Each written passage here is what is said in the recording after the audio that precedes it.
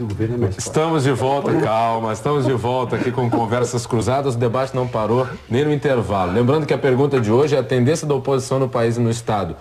É de fortalecimento, 3299-2361, enfraquecimento, 3299-2362 ou permanecer como está, 3299-2363. Oposição e governo se juntam numa mesa, às vezes a última coisa que a gente trata é realmente o debate, né? Mas tudo bem, isso faz parte da guerra. Deputado Nelson Marquesan Júnior, vou começar com o senhor o encerramento, te dou 2 minutos, o senhor compilar os seus pensamentos e apresentar ao público aí para a gente encerrando o programa. A oposição já sai prejudicado, que eu não tive o tempo que o Henrique me roubou no outro. Mas só para concluir, então... Tiramos outros programas, eu entendo que o deputado federal Henrique Fontana tem os dados relativos aqui ao Estado, mas isso não quer dizer que eu não seja sério, que os dados que eu trago aqui não sejam corretos. Eu tenho absoluta certeza dos dados, são quase 1.000 CCs e FCGs criados em 2 meses de governo, que tem um custo anual de 50 milhões por ano, o que não é uma ação coerente com um discurso de que o Estado não estava bem, estava quebrado, situação horrível financeiramente. Né? A segunda questão, eu acho que o PT e o governo têm um grande mérito. Ele soube se relacionar depois com o mensalão e depois do mensalão de uma forma mais discreta, né, com o parlamento.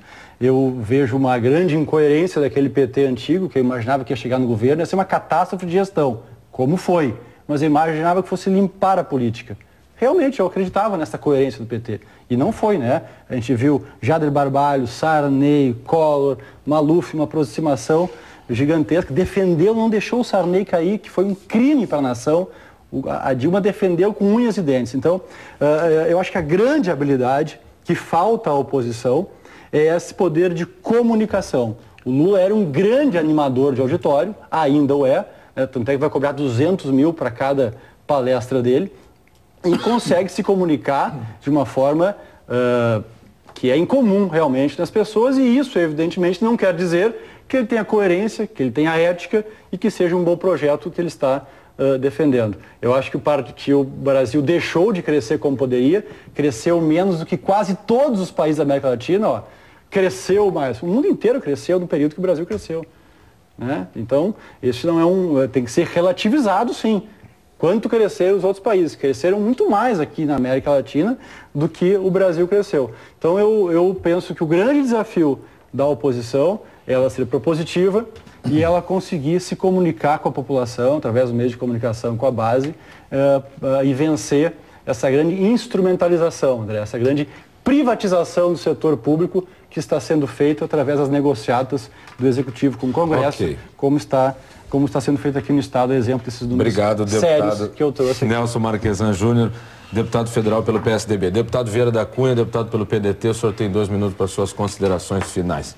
Bom, fortalecimento ou enfraquecimento da oposição?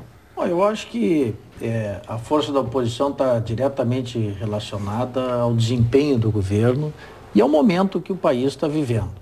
Quer dizer, se o país está indo bem, se as pessoas estão vivendo melhor, elas vão naturalmente apoiar o governo. Foi o que aconteceu. Quer dizer, a Dilma foi eleita exatamente em função da situação que o povo estava vivendo. O povo quis dar continuidade a um governo.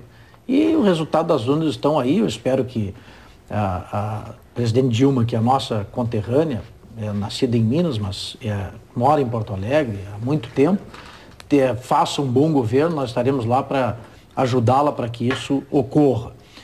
E eu acho que há muitas manifestações, e nós ouvimos e lemos aqui os ouvintes e telespectadores, né, que são um pouco carregadas, né, no pessimismo, na generalização. Nós temos pouco mais de 20 anos de democracia no Brasil. Nós começamos a votar para presidente da República em 1989, nós estamos em 2011. E eu acho que nós já avançamos bastante, sinceramente. Olha o que era a eleição, aquele toma lá da cá, as pessoas ganhavam voto pagando a conta de luz, comprando um saco de cimento. Essa é a regra da nossa política.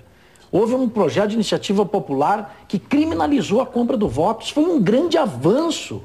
Hoje as pessoas pensam 2 vezes antes de oferecer, nem brinde pode. Isso é muito bom, a pessoa tem que votar não porque recebeu alguma coisa em troca, mas com a sua consciência, com a sua convicção política. Isso foi um amadurecimento. Agora o ficha limpa, a lei da ficha limpa já vale. Só agora o ministro Luiz Fux, que assumiu, vai decidir se valeu na eleição passada. Tem gente pendurada, seu mandato pendurado, dependendo do voto do ministro Luiz Fux. Mas o Supremo disse, a lei é constitucional. Um grande avanço. Fruto do quê? Da consciência popular, de uma iniciativa da população. A fidelidade partidária. Okay. Por que o Henrique, não, como relator, não vai precisar falar da fidelidade partidária? Porque ela já existe. Antes, a eleição, antes da posse, o político mudava de partido, troca de partido como quem trocava de camisa. Isso também foi um grande avanço. Então, vamos acreditar na democracia. Não vamos generalizar, nem todos os políticos são iguais. Vamos acreditar na democracia, vamos acreditar no nosso país. Tá certo. Obrigado, deputado Vieira da Cunha. Deputado Giovanni Feltes, por favor.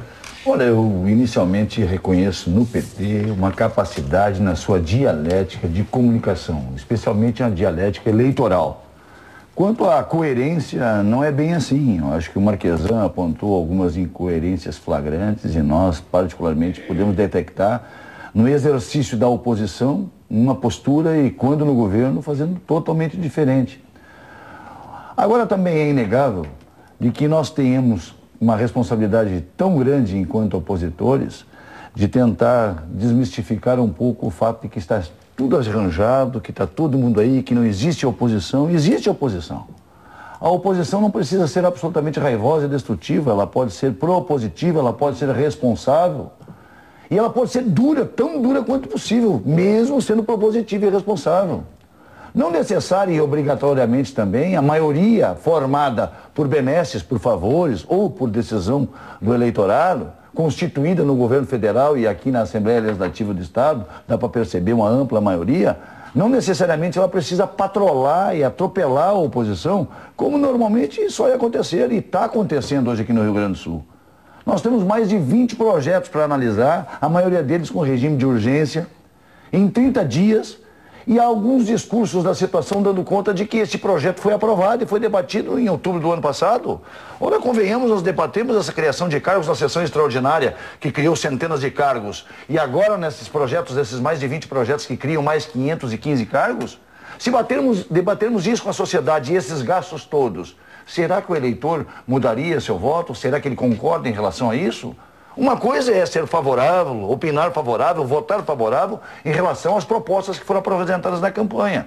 E outra coisa é exercitar o poder, fazer um pouco diferente daquilo que está dizendo, ou eventualmente ter omitido durante o processo de política eleitoral.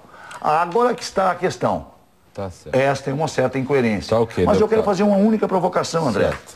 Ela dá conta o seguinte: como os deputados da bancada de situação, lá no governo federal, ou como os deputados 31 da bancada gaúcha e nosso governador do estado vai se posicionar em relação ao pré-sal? Vamos ver isso. 1 bilhão e 600 milhões que os municípios do Rio Grande estão deixando de receber. Obrigado, deputado Giovanni se o veto Feltes for mantido. Tá ok. Deputado Henrique Fontana, por favor, seus 2 minutos para encerrar. Obrigado, perdão por interrompê-lo, mas nós temos tempo a cumprir. São tantos assuntos, né, pois André?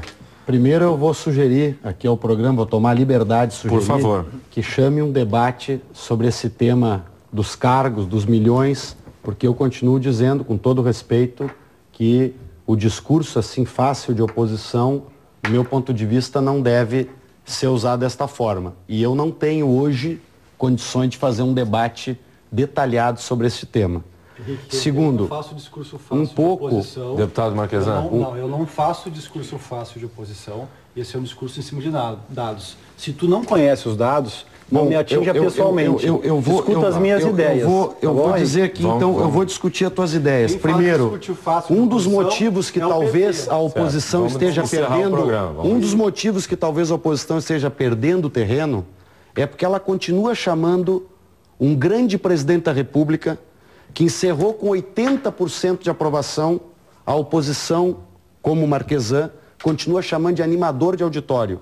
Isso é um desrespeito, isso não é uma forma correta de fazer política, isso é até um preconceito contra um grande presidente da República que este país teve, que foi o Lula, que reergueu a universidade, que botou este país a crescer como nunca tinha crescido, que gerou 15 milhões de empregos em 8 anos, que tem o menor índice de desemprego dos últimos anos no país e que não foi perfeito, mas foi um grande presidente.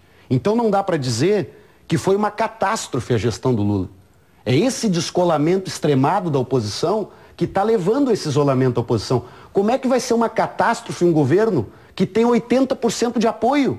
Só se o povo brasileiro não percebesse o que está acontecendo no seu entorno. Então eu acho que nós temos que ter mais ponderação para trabalhar esses temas de como se avalia a ação do nosso governo. Eu estou de acordo de vir aqui discutir um outro dia a questão dos cargos. Não quero em nenhuma hipótese ofender o meu colega, mas quero pedir o seguinte: vamos fazer um debate com começo, meio e fim sobre esse tema. Eu, de fato, quero estudar porque eu confio no governador Tarso Genro e sei que o governador Tarso Genro vai e está fazendo um governo sério, Henrique, aqui no Estado. Me permite, pode confiar nos dados que eu trago, porque eu tenho me debatido em relação a eles. Mas isso é que eu quero dizer. Tanto é que minha postura na Assembleia quanto aqui, a bancada como um todo, não tem se posicionado. Mas isso é que eu quero dizer. Ok, senhores, chegamos ao final do nosso debate. Se nós vamos fazer um debate sobre isso, vamos fazer um debate sobre isso, né? Mas não dá para generalizar. Vamos para o resultado da interativa. Eu não estou me pautando por isso. O que nós estamos vendo é que o Estado... Vamos ao resultado da interativa. A tendência da oposição no país e no Estado é de fortalecimento. 32% foi a resposta dos nossos telespectadores. Enfraquecimento, 54%. E permanecer como está, 14%. Essa foi a opinião do telespectador do Conversas Cruzadas. Foi 68 a 32. Está fraco, então se permanece como está. Tá aí, as provocações à parte, vamos encerrando um programa quente hoje. Sempre tem muito o falar. O Conversas Cruzadas termina aqui. Amanhã teremos a representação de um dos problemas. Senhores, estamos terminando o programa, só um pouquinho. Estaremos de conversa. Tá certo. Semana que vem, Lazier Martins está de volta para o comando oficial do Conversas Cruzadas aqui na TV Com. Obrigado pela sua paciência e audiência. Até mais. Tchau, tchau.